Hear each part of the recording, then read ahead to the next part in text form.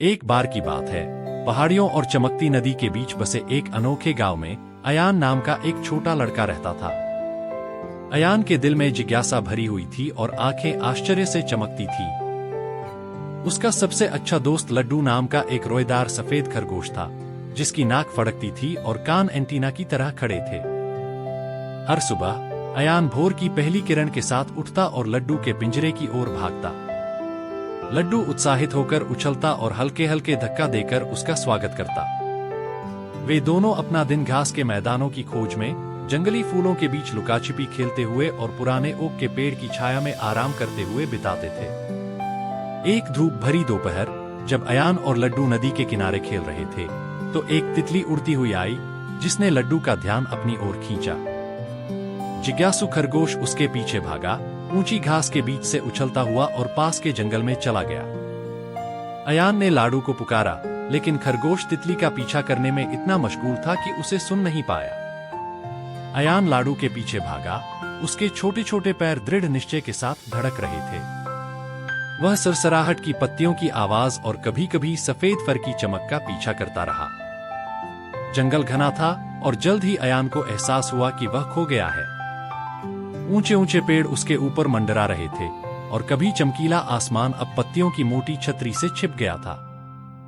लाडू, अयान ने पुकारा, उसकी आवाज जंगल में गूंज रही थी। कोई जवाब न मिलने पर वह घबराने लगा। वह अपने दोस्त को खोजने की उम्मीद में जंगल में और अंदर चला गया। घंटों बीत गए और सूरज क्षितिज के नीचे डूबने लगा, जिससे लंबी परछाइयां पड़ने लगीं, जिससे जंगल और भी भयानक हो गया। थका हुआ और आंसू भरी आंखों वाला अयान एक खुले मैदान में ठोकर खाकर गिर पड़ा। खुले मैदान के बीच में एक बुद्धिमान बूढ़ा उल्लू एक छोटी शाखा पर बैठा था। उल्लू की सुनहरी आंखें समझ से चमक रही थीं, क्योंकि वह निराश लड़के को देख रहा था। तुम कौन हो, छोटे? उल्लू ने धीरे से हूट किया। मैं अयान हूं और मैंने अपना खरगोश लाडू खो दिया है, अयान ने कांपती आवाज में जवाब दिया। उल्लू ने धीरे से सिर हिलाया।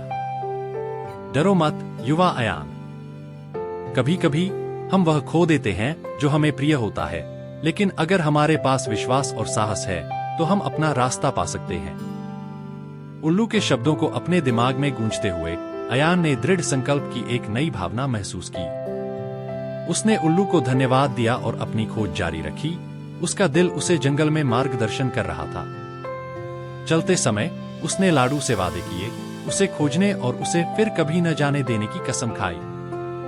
जैसे ही चांद आसमान में ऊंचा उठा, जंगल पर चांदी जैसी चमक बिखेरते हुए अयान ने एक जानी पहचानी आवाज सुनी, खरगोश के पैरों की नरम थपथपाहट। उसने आवाज का पीछा किया और जल्द ही लाडू को पाया, जो एक बड़े पेड़ की जड़ों के बीच बसा हुआ था, थका हुआ लेकिन सुरक्षित। अयान के चेहरे पर राहत के आंसू बह निकले और उसने लड्डू को अपनी बाहों में भर लिया। मैंने तुम्हें पा लिया, लड्डू। मैं तुम्हें फिर कभी अपनी नजरों से ओझल नहीं होने दूंगा।